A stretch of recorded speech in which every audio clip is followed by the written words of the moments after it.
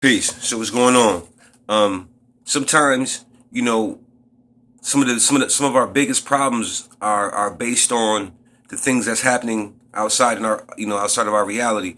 And what I mean specifically is what we call enemies or people who mean good and things of that nature. Well, that's expected. You know what I'm saying? That's expected. When you're doing something positive and you're doing something good, there's always those who tend to want to destroy the positivity or the good works that one is attempting to do. A lot of times we're doing good works and don't even recognize the good works that we do because we're not seeking to recognize the good works. We're just seeking to do the work.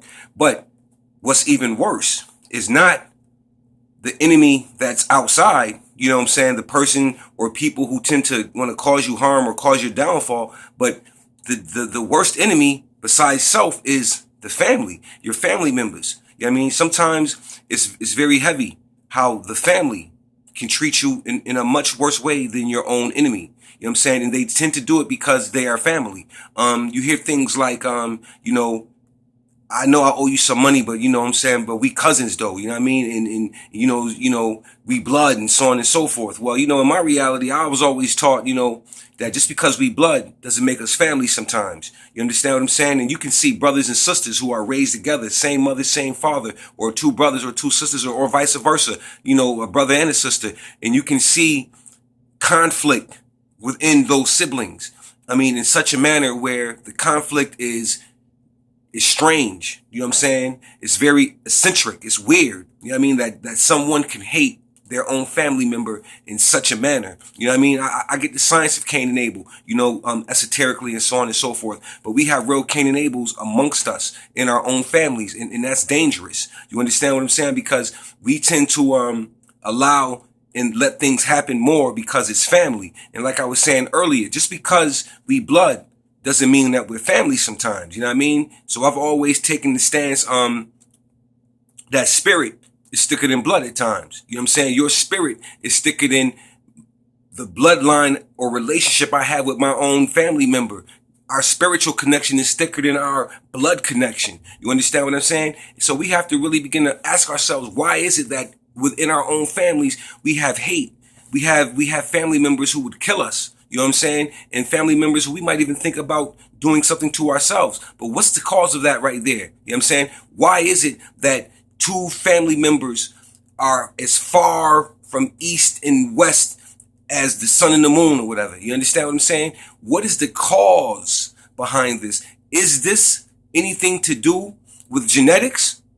Or could it possibly be something deeper than genetics, like spirit? Because a lot of our ailments is based on the spiritual manifestation, man. And what I mean by that is that a lot of your psychological and physical actions is based on the spirit being locked up or the spirit being contained or not being allowed to do what it does. You understand what I'm saying? Sometimes we try to hold ourselves prisoners, and we hold ourselves prisoners. We don't even realize it, but we hold in the spirit prisoner, especially when you say certain things like, there is no creator, or I'm the most high, and so on and so forth. All of these things are contradictory, you know what I'm saying, to your makeup as a spirit being, as who we are as a people. Because remember, all spiritual things started with our people, and today we're negating everything that gave us strength and power. We're negating it for those things that are illusions, those things that can't give us any strength or power. We're negating the strength and the power.